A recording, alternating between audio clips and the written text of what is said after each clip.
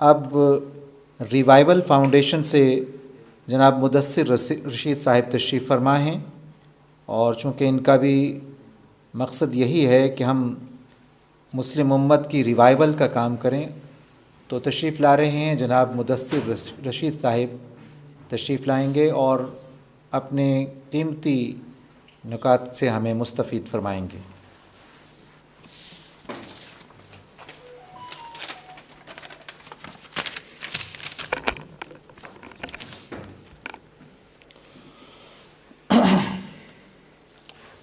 نحمدہ ونصلی علی رسولہ الکریم، اما بعد، فاعوذ باللہ من الشیطان الرجیم، بسم اللہ الرحمن الرحیم۔ ولا تقف ما لیس لک بہ علم ان السمع والبصر والفؤاد کل اولئک کان عنہ مسئولا۔ صدق اللہ العظیم۔ سب سے پہلے تو میں مبارکباد پیش کرتا ہوں ڈاکٹر محمد امین صاحب اور جو ان کی ٹیم ہے ان کو، اور جو یہ قرطبہ اسلامک سینٹر ہے کہ انہوں نے بر وقت جو ہے ایک بہت ہی اہم موضوع کے اوپر اس سیمینار کا انعقاد جو ہے اس کو یقینی بنایا۔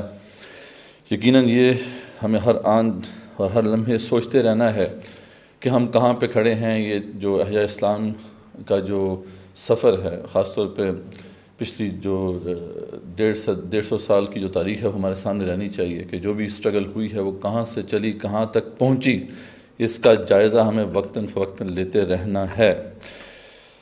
میں کچھ نکات، کیونکہ وقت جو ہے کم ہے تو میں بس کچھ نکات آپ کے سامنے پیش کرنے کے لیے یہاں پہ کچھ جسارت کروں گا۔ اہل علم بیٹھے ہیں کہ یہ وہ ریزنز ہیں جو میرا سفر رہا۔ اس حوالے سے میں بھی ایک ادنا سا ایک کارکن ہوں احیاء اسلام کی، اس جو گلوبل موومنٹ ہے اس کا ہم بھی ایک پارٹ ہیں، ایک چھوٹا سا، اور کافی مختلف جماعتوں اور تحریکوں کے ساتھ تعلق رہا۔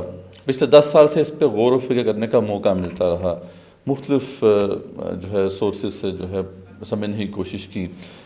مغرب کی جو مختلف اس حوالے سے تحریکی جو ان کے رویے ہیں، ان کی ہسٹری ہے، اس کے اوپر بھی نظر رہی، اور پھر انڈو پاکستان میں خاص طور پہ، اور پھر بالعموم جو ہے امت مسلمہ میں جو احیائی تحریکیں کام کرتی رہیں ان کے اوپر بھی ان کو بھی دیکھنے کا، ان پہ غور کرنے کا موقع ملا۔ تو یہ کچھ نکات ہیں جو میں آپ کے سامنے رکھنا چاہتا ہوں اہل علم کے سامنے کہ وہ ان پہ غور کریں کہ ویسے تو سیمینار کا جو اس وقت ٹائٹل ہے وہ تو ہے کہ ایسے حاضر میں احیاء اسلام کے لیے جو کاوشیں ہیں ان کا جائزہ لیا جائے، لیکن ڈاکٹر محمد امین صاحب نے جو کتاب شیئر کی تھی اس سیمینار کے جو ہے ساتھ، سیمینار کی جو انویٹیشن تھی اس کے ساتھ، اس کا عنوان مجھے بڑا پسند آیا تھا، اور وہ یہ تھا کہ آخر جو دینی جو بھی یہ تحریکیں ہیں اور جتنے بھی قوتیں ہیں یہ اتنی غیر مؤثر اور ناکام کیوں ہیں۔ تو یہ جرت ہمیں کرنی ہوگی، آج ہمیں یہ تسلیم کرنا ہوگا کہ وی ہیو فیلڈ۔ یہ کوئی دیوار پہ لکھا ہوا نوشتہ نہیں ہے، رائٹنگ آن دا وال نہیں ہے، یہ ایک واقعہ ہے جو ہو چکا ہے۔ اب اس کے مظاہر کیا ہیں وہ آپ سب جانتے ہیں، میں اس پہ نہیں جاؤں گا۔ اگر ہم اس کو ایکسیپٹ کریں گے تو پھر ظاہر بات ہے اصلاح کی صورتیں نکلیں گی، ہمیں پھر جو ہے ہمیں نئی راہیں دکھائی دیں گی۔ لیکن اگر ہم یہ کہیں گے نہیں سب کچھ ٹھیک چل رہا ہے، جیسا چل رہا ہے بالکل ٹھیک چل رہا ہے، بس اس میں کچھ تھوڑی بہت اوپر نیچے کام ہم صحیح کر دیں تو معاملہ چلتا رہے گا، تو پھر یہ ہے کہ اس طریقے سے ہم اپنی صحیح اصلاح نہیں کر سکیں گے۔ تو یہ بات بڑی اہم ہے، ہمیں اس کو ایکسیپٹ کرنا ہے۔ اس کے ریزنز کیا ہیں؟ تقریباً کوئی 19 کے 20 کے قریب جو ہے ریزنز میں آپ کے سامنے لسٹ کروں گا، جلدی ان سے گزروں گا۔ سب سے پہلے کیا ہے؟ سب سے پہلے جو بہت بنیادی چیز ہے جو اوورآل امت مسلمہ میں آپ دیکھتے ہیں کہ ایک ایشو ہے کہ ہم بیکار وسائل کے اوپر ریلائے کرتے ہیں، جبکہ سیرت محمدی صلی اللہ علیہ وسلم کو فالو کرنے کا ہم سب جو ہے دم بھرتے ہیں۔ ہم کہتے ہیں کہ ہم سیرت محمدی صلی اللہ علیہ وسلم کے اوپر چل رہے ہیں۔ ہر آرگنائزیشن، ہر جماعت، ہر تحریک یہ کہتی ہے کہ ہمارا جو منہج ہے وہ سیرت سے ماخوذ ہے، لیکن سیرت کا سب سے بڑا اصول کیا تھا کہ رسول اکرم صلی اللہ علیہ وسلم نے کبھی بھی ان ایفیکٹو مین کے اوپر ریلائے نہیں کیا۔ بتائیے کبھی کیا ہے انہوں نے؟ جس وسیلے کے اوپر بھی ریلائے کیا وہ ایفیکٹو مینز تھا۔ آپ ایفیکٹو مینز کو آئیڈینٹیفائی کرتے تھے، اس کے بعد پھر اس کو حاصل کرتے تھے اور پھر اللہ پر توکل کرتے تھے۔ لیکن ہمارا معاملہ کیا ہے کہ ان ایفیکٹو مینز کے اوپر ہم چل رہے ہیں، اور اس پہ چلے جا رہے ہیں.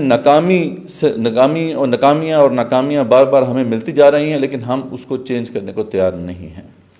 ہمارے ہاں احیاء اسلام کے لیے کوششیں جاری ہیں. ایک طرف وہ لوگ ہیں جو کہتے ہیں الیکشن کے ذریعے سے تبدیلی آئے گی، لیکن الیکشن کے ذریعے سے تبدیلی کہاں پہ آئی ہے؟ نہیں آ سکتی، یہ پاسبل نہیں ہے.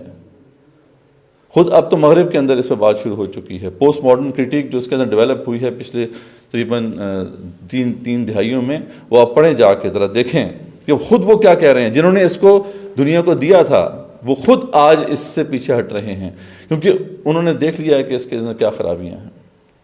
علامہ اقبال رحمۃ اللہ نے تو ہمیں بڑے خوبصورت انداز میں بیان کر دیا تھا نا کہ کیا ہے یہ جمہوریت، کہ دیو استبداد جمہوری قبا میں پائے کوب، تو سمجھتا ہے کہ آزادی کی ہے نیلم پری. اور اس کے اینڈ میں بڑی خوبصورتی سے انہوں نے بات واضح کی کہ یہ جو گرمی گفتار آزائے مجالس علما، یہ جو آپ دیکھتے ہیں کہ مجالس کے اندر بڑی بحثیں چل رہی ہیں، ڈسکشن چل رہی ہیں، لگتا ہے کہ یہ لوگ تو بس لوگوں کے مسائل حل کر کے ہی اٹھیں گے. یہ بھی ایک سرمایہ داروں کی ہے جنگ زرگری. یہ بھی ان سرمایہ داروں کی بیسیکلی جو ہے ایک ان کا طریقہ کار ہے مال بٹورنے کا. یہ سرمایہ دار ہی سب چلا رہے ہیں. ٹھیک ہے، وہ کسی نے امریکن الیکشنز جب ٹرمپ آیا تو اس کے بعد کیا کہا تھا کہ یہ جو پولیٹیشنز ہیں ان کو بھی فارمولا 1 کی جیکٹیں پہن لینی چاہیے، کیونکہ فارمولا 1 کی جیکٹیں جو ہوتی ہیں اس کے پیچھے وہ سارے پوسٹرز لگے ہوتے ہیں، وہ جو فنڈ کر رہے ہوتے ہیں جو ان کو، تو کہتے ہیں کم سے کم پولیٹیشنز کا پتہ تو چل جائے کون ان کو فنڈ کر رہا ہے.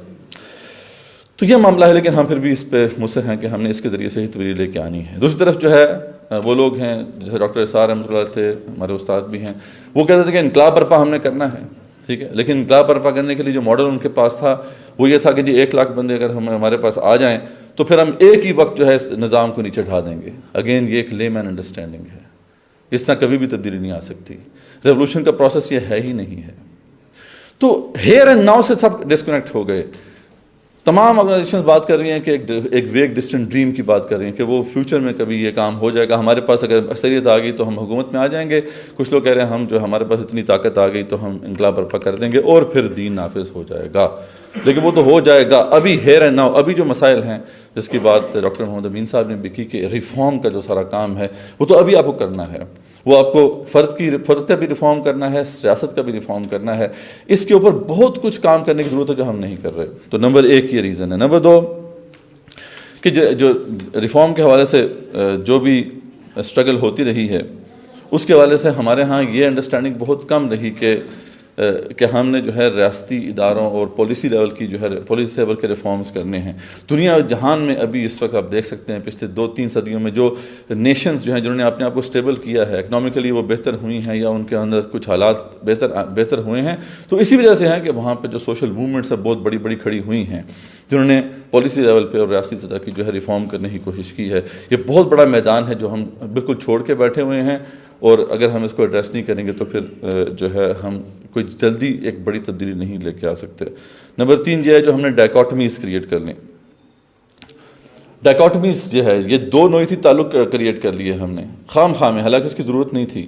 ڈاکٹر صاحب نے بھی اس کا ذکر کیا کہ ایک طرف جو ہے کہ الیکٹورل پالیٹکس ہے اور دوسری طرف کیا ہے کہ ایک ریولوشنری پالیٹکس ہے. ڈاکٹر صاحب نے یہ ڈائیکاٹمی کریٹ کی کہ جماعت اسلامی جو ہے وہ الیکٹورل پالیٹکس کر رہی ہے، ہم ریولوشنری پالیٹکس کریں گے. حالانکہ یہ دونوں جو ہے ریلیٹڈ ہیں، دونوں ایک ساتھ بھی ہو سکتے ہیں. پھر یہ تصور کہ ہم نے ریفارم کرنا ہے یا ریولوشن کرنا ہے، اگر یہ دونوں، حالانکہ دونوں چیزیں لنکڈ ہیں آپس میں. ریفارم کی اسٹرگل کے بغیر ریولوشن کا خواب شرمندہ تعبیر نہیں ہو سکتا. ریفارم کے ذریعے سے ہی وہ آپ کو پولیٹیکل کیپٹل ملے گا، وہ لوگ آپ کے ساتھ جڑیں گے جو آپ کو بعد میں ریولوشن کے لیے ضرورت ہے. لیکن یہ ہے کہ ہم نے ڈائیکاٹمی کریٹ کر دی. پھر تبدیلی نیچے سے آئے گی کہ اوپر سے آئے گی. اگین یہ ڈائیکاٹمی ہے، دونوں کی ضرورت ہے. یہ ڈائیکاٹمیز ہم نے کریٹ کر کے آپس میں ڈویژنز کریٹ کر دیں. ہم نے اب وہ بنیاد نہیں رہنے دی جس پہ ہم دوبارہ مل سکتے ہیں. تو اس ڈائیکاٹمیز کو ختم ہونا چاہیے. جو انگریز کہتے ہیں نا کہ we can't leave any stone unturned. ہم نے تمام کام ہمارے ہیں، ہم کوئی بھی کام چھوڑ نہیں سکتے اور ہماگیریت ہونی چاہیے. اس کے بعد جو اسلامی تحریکوں نے خود بھی جو ہے وہ جو جمہوریت کو حرز جاں بنا لیا. حالانکہ ڈیموکریسی کے اوپر جو میں نے بتایا جو کرٹیک ڈیولپ ہوئی ہے اس کے اندر سمپل اصول کیا ہے، سادہ سی بات ہے کہ جہاں جمہوریت ہوگی وہاں پر اخلاقیات نہیں رہ سکتی. جمہوریت کا اصول یہ ہے کہ وہاں پہ اکثریت جو ہوتی ہے اس کے ہاتھ میں آپ نے فیصلہ سازی دے دی، اکثریت نادان ہوتی ہے۔ اس کا مطلب کیا ہے کہ جو اکثریت کو مینیپولیٹ کرنا جانتا ہے، ان کو دھوکہ دینا جانتا ہے، وہ کامیاب ہوگا۔ تو ایک لامحالہ ایک ایسا انوائرمنٹ کریٹ ہو جاتا ہے کہ اگر آپ چاہتے ہیں کہ آپ کوئی بہتر رائے اپنی سامنے لے کے آنا چاہتے ہیں، آپ کی رائے قبول ہو، تو وہ اسی صورت میں ہو سکتی ہے کہ آپ مینیپولیشن کرنا جانتے ہوں۔ یعنی ایک صالح اور کیپیبل قیادت کبھی بھی جو ہے اس طریقے سے اوپر نہیں آ سکتی۔ اس طریقے سے وہی لوگ آئیں گے جو یہ سارا دھندا جانتے ہیں۔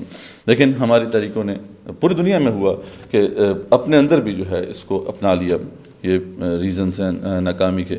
پھر ہم دیکھتے ہیں کہ ہماگیریت کی جو بات میں نے کی کہ ہر بندہ یہ سوچ رکھتا ہے، ڈاکٹر صاحب نے بھی اس کی ذکر کیا اپنی کتاب میں، لیکن میں معذرت کے ساتھ ان سے اختلاف کرتا ہوں کہ ڈاکٹر صاحب نے کہا کہ بھی آپ نے جو ہے تقسیم کرنا ہے دین کے کام کو، لیکن تقسیم تو کرنا ہے، بالکل صحیح بات ہے، لیکن سوچ آپ کی ہماگیر رہنی چاہیے۔ اگر سوچ آپ کی ہماگیر نہیں رہتی تو پھر کیا ہوتا ہے؟ آپ دوسرے کی ایفرٹ کو قبول ہی نہیں کر سکتے۔ آپ کی سوچ تو ہماگیر رہے، آپ بتائیں کہ آپ کے پاس دین ایک مکمل ضابطہ حیات ہے، تو اس لیے آپ کی سوچ بھی ہماگیر ہونی چاہیے نا۔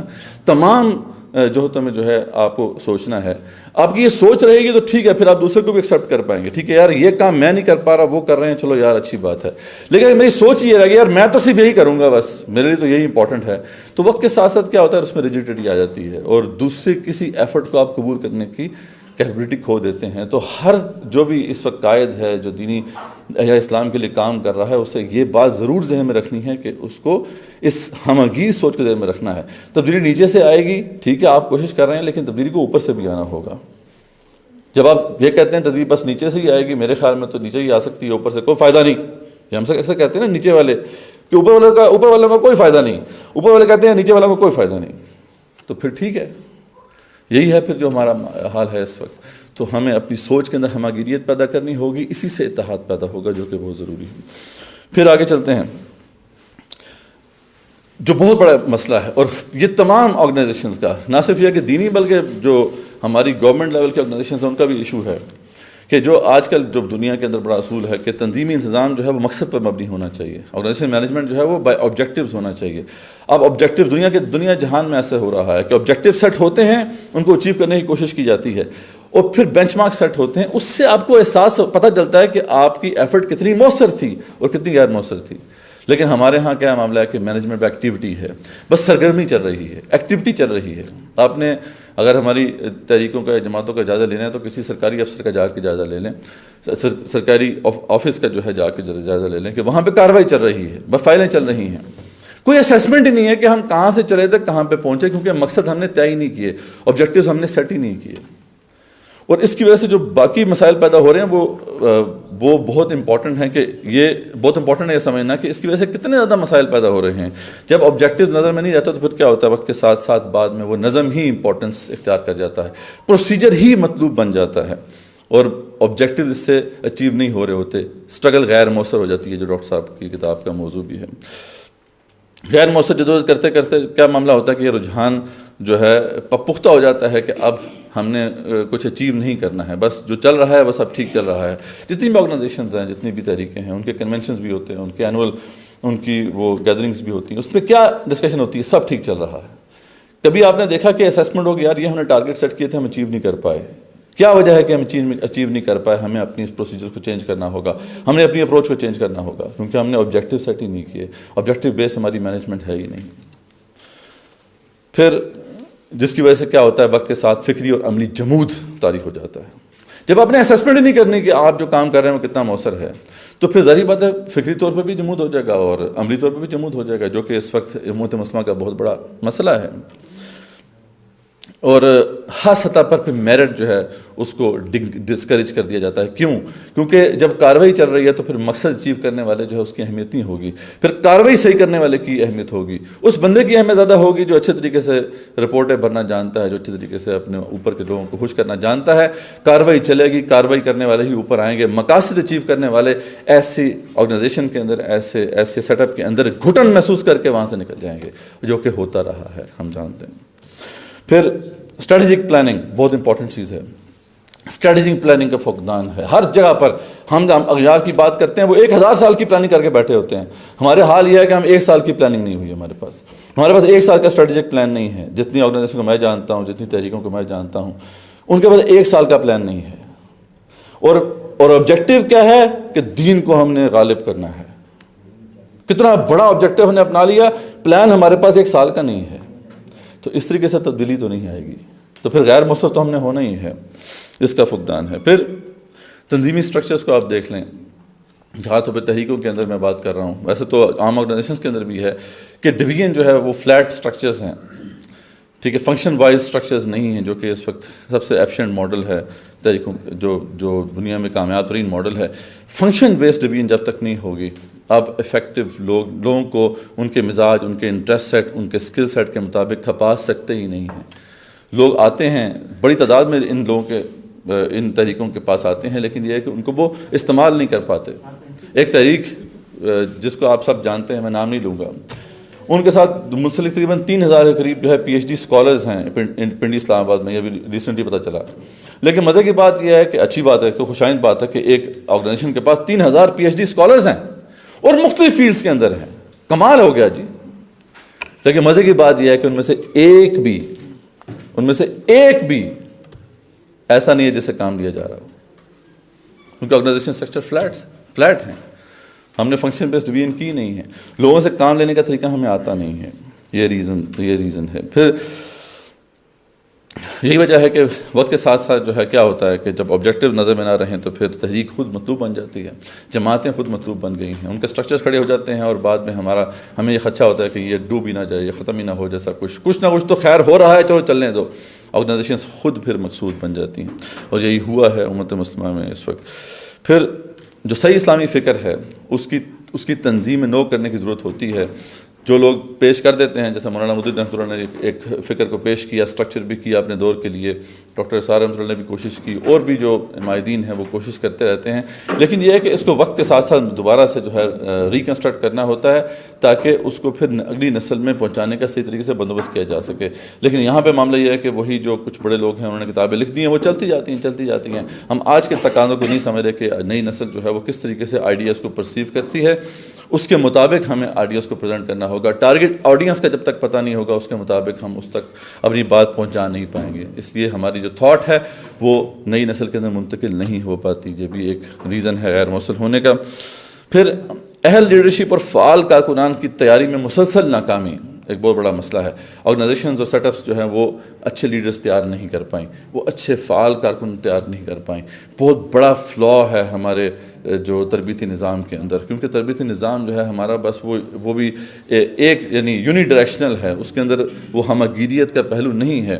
کوئی ایک طرف اگر کوئی ایجوکیشن سسٹم ہے وہ دینی تعلیم پہ فوکس کیے ہوئے, تو پھر عصری جو بھی علوم ہیں اس کے اوپر اس کی نگاہ نہیں ہے. دوسرے اس طرف فوکس کیے ہوئے تو اس طرف نگاہ نہیں ہے. اور پھر ہر طرف جو ہے وہ کوالٹی کو مینٹین نہیں رکھا گیا, بس ایک میڈیوکر قسم کی اسٹرگل جاری ہے. تو اس میں بہت کام کرنے کی ضرورت ہے. اگین وقت نہیں ہے کہ اس کی تفصیل میں ہم جائیں. یہ تو ایک پوائنٹ ایسا ہے کہ اس پہ پھر تفصیلی بات ہونی چاہیے, آپ لوگ بھی کریں گے. پھر جو کارکنان کی کمٹمنٹ لیولز, ان کے مزاج, ان کے اسکل سیٹس کے مطابق ان کو استعمال کرنا, یہ بہت امپورٹنٹ معاملہ ہوتا ہے. لیکن اس کے حوالے سے کوئی اسیسمنٹ نہیں ہے. ہمارے ہاں جو بھی آتے ہیں سب کو ایک ہی لاٹھی سے آنکا جاتا ہے, اور اس طریقے سے ہم افیکٹو کام نہیں کر پاتے. حالانکہ ہر بندہ قیمتی ہے, ہر بندہ اپنے مزاج کے مطابق کنٹریبیوٹ کر سکتا ہے, لیکن یہ اسیسمنٹ ہماری آرگنائزیشنز کے اندر نہیں ہے. اور پھر جو بہت امپورٹنٹ اسپیکٹ ہے جو کہ امت مسلمہ میں زوال کے بڑا ریزن رہا, ڈاکٹر صاحب نے بھی اس کا ذکر کیا, کہ جو انٹلیکچوئل انکوائری ہے, میں نے وہ آیت بھی آپ کے سامنے تلاوت کی کہ اللہ تعالیٰ نے جو ہمیں یہ سماعت اور بصارت اور سوچنے کی صلاحیت دی تھی کہ ہم ان کو استعمال کریں, لیکن ہم نے ان کو استعمال نہیں کیا, ہم نے اس کو استعمال کرنا چھوڑ دیا. خلافت بنو عباس کے بعد جو امت مسلمہ میں جو یہ متاخرین کے صوفی ٹرینڈز چلے, تو اس کی وجہ سے کیا ہوا کہ سوچنے کا جو زاویہ تھا وہ تبدیل ہو گیا. پہلے ہم اپنے ڈیسیژنز جو تھے وہ انٹلیکٹ کے اوپر رکھتے تھے. اسلام آیا ہی اس لیے تھا کہ انٹلیکچوئل انکوائری کو پروموٹ کیا جائے, لیکن ہم نے اس کو تج دیا. ہم نے یہی جب ظاہری بات ہے, میرا مزاج ہی یہ ہو جائے کہ جو شیخ نے بتا دیا ہم نے وہ ایکسیپٹ کرنا ہے, آنکھیں بند کر کے. جب پیری مریدی کا سلسلہ چلے گا اور یہی ٹرینڈ معاشرے میں پھیلے گا, تو پھر سوچ اور انٹلیکچوئل انکوائری آپ کہاں لے کے جائیں گے. علامہ اقبال نے بڑا خوبصورتی سے ایک انالیسس کیا تھا یورپین ڈارک ایجز کے بارے میں, مغرب کی ڈارک ایجز کے بارے میں, کہ وہ وہاں سے نکلے کیسے. تو وہ اس طرح نکلے کہ وہ کہتے ہیں کہ حرف غلط بن گئی عصمت پیر کنشت اور ہوئی فکر کی کشتی نازک رواں. جب وہاں پہ وہ تقدس ٹوٹا ہے پوپ کا تو جا کے وہاں پھر سوچ کی نازک کشتی نے سفر کا آغاز کیا. اگر ہم یہ کہیں تو غلط نہ ہوگا, ٹھیک ہے مجھ سے اہل علم ہیں یہاں پہ اختلاف کر سکتے ہیں کہ ہم اصل میں مسلم ڈارک ایجز سے گزر رہے ہیں اب, کیونکہ وجہ تو ہے نا کہ ہم ابھی اچھے سائنٹسٹ پیدا نہیں کر پا رہے, اچھے سوچنے والے پیدا نہیں کر پا رہے. اس کی وجہ یہی ہے کہ ہم نے اپنی سوچ کے اوپر قدغن لگا دی ہے. ہم جدیدیت کو روتے ہیں یہاں پر, جدیدیت کا اثر یقین مانے امت مسلمہ پہ اتنا نہیں پڑا جتنا قدیمیت کا اثر ہے, ٹریڈیشنلزم کا اثر ہے ہمارے اوپر, جس کی وجہ سے ہم یہاں سے نکل نہیں پا رہے. آپ ترکی کو کہہ سکتے ہیں, آپ ملیشیا کو کہہ سکتے ہیں کہ وہاں پہ جدیدیت کا اثر ہے, ٹھیک ہے. باقی ہماری جو سوسائٹیز ہیں ان کے اوپر تو قدیمیت کا اثر ہے, اس سے بھی ہم نے جان چھڑانی ہے. کیسے چھڑائیں گے ہمیں اس پہ سوچنا ہے. اور اسی وجہ سے یہ ہے کہ جب ہم اپنی بنیادی کانسیپٹ کو یہاں بات کی, ڈاکٹر صاحب نے ابھی شریعہ اکیڈمی کے جو تھے, ڈاکٹر صاحب کا نام یوسف, ڈاکٹر یوسف صاحب نے جو بات کی کہ ایمان بہت امپورٹنٹ چیز ہے, ہماری ہر چیز ایمان سے جڑی ہوئی ہے. ایمان کی انٹلیکچوئل بنیادوں کو ہم نے واضح کرنا ہے آج کے دور میں, آج کے دور کا تقاضا ہے. لیکن ہم نے تو یہ کہہ دیا کہ ایمان کی بنیاد تو بس ریلیجس ایکسپیرینس ہے, اس کے علاوہ اس کی کوئی بنیاد نہیں ہے. وہ بالکل اپنی جگہ پہ ہے کہ اسپریچول ایکسپیرینس یا ریلیجس ایکسپیرینس وہ میٹر کرتا ہے, وہ بالکل ایگزسٹ کرتا ہے, لیکن اس کی انٹلیکچوئل ڈائمینشنز بھی ہیں, ان کو واضح کرنا ہماری آج کی ضرورت ہے. اگر ہم اس دور کے اندر ایمان کو دلوں میں داخل کرنا چاہتے ہیں, صرف جو ہے صحبت صالحین سے کام نہیں چلے گا. ضروری ہے, اچھی بات ہے, وہ اس سے تھوڑا بہت فائدہ ہو رہا ہے, لیکن جو مطلوبہ ایمان کا لیول ہے اس کے لیے انٹلیکچوئل ڈائمینشن جو ہے اس کو ریوائیو کرنا بہت ضروری ہے. ہم نے نہیں کیا, جس کی وجہ سے ہم غیر مؤثر ہیں. اگین یہ تو بڑی سمپل سی بات ہے کہ جو انقلابی جو دین کی انقلابی فکر ہے یا صحیح فکر ہے, اس کے اوپر اٹھنے والے اعتراضات ہیں, ہم ان کا مدلل جواب نہیں دے پائے, جس کی وجہ سے کیا ہے کہ جو فعال کارکنان ہیں وہ آج جو ہے اس میں تشکیک کا شکار ہیں. وہ فوکس صحیح طریقے سے نہیں کر پا رہے اس کے اوپر, کیونکہ اس کے اوپر طرح طرح کے اعتراضات کھڑے کیے جا چکے ہیں. ہمارے اسلاف نے بہت کوشش کی ہے, ہمارے بڑوں نے کوشش کی کہ ان کے دور میں جو اعتراضات اٹھائے گئے تھے ان کا وہ مدلل جواب دیں, انہوں نے جواب دیے. لیکن آج کے جو نئے اعتراضات اٹھ رہے ہیں اس پہ ہمارا رسپانس جو ہے وہ اتنا اچھا نہیں ہے, اور ہمیں اس کو بہتر کرنا ہوگا تاکہ اس تشکیک کا جو ہے ازالہ کیا جا سکے. روایتی طبقے کی مسلسل مخالفت, احیاء اسلام کی جو سٹرگل ہے, اس کے اندر جو بھی دینی تحریکوں نے کام کیا ہے, یہ افسوس کا کہنا پڑتا ہے کہ روایتی طبقے نے جو ہے اس کو سپورٹ نہیں کیا, سوائے ایک جگہ ہے الجزائر, جہاں پہ علماء بھی پوری طریقے سے اس طریقے ساتھ کھڑے رہے. تو یہ منافرت ختم ہونی چاہیے. اب یہ ہے کہ پاکستان میں تبدیلی آ رہی ہے, یہ بات درست ہے, یہاں پہ اب یہ ٹرینڈز چینج ہو رہے ہیں. اب روایتی طبقے کے اندر بھی اب کافی اوپننس ہے, ہمیں اس کو مزید جو ہے وہ آگے لے کے جانا ہے. اور بڑی اہم بات پاکستان کے اندر تو ہم نے الحمدللہ کافی حد تک اس کو سیٹل کر لیا ہے کہ دینی جو بھی کارکنان ہیں ان کو ریڈیکلائز ہونے سے ہم نے بچانا ہے, کیونکہ اس سے پھر دہشت گردی جنم لیتی ہے. ہمارے ہاں الحمدللہ یہ مسئلہ سارٹ آؤٹ ہو گیا ہے, لیکن باقی اوور آل امت مسلمہ میں جو دینی طریقے ہیں وہ اس کو جو ہے صحیح طریقے سے ایڈریس نہیں کر پائیں. تو کچھ معذرت کے اگر وقت زیادہ ہوا, کچھ میں نے چاہا کہ آپ کے سامنے کچھ امپورٹنٹ پوائنٹس رکھ دیے جائیں, ان پہ ہمیں غور کرنا ہے, سوچنا ہے. جزاکم اللہ خیر.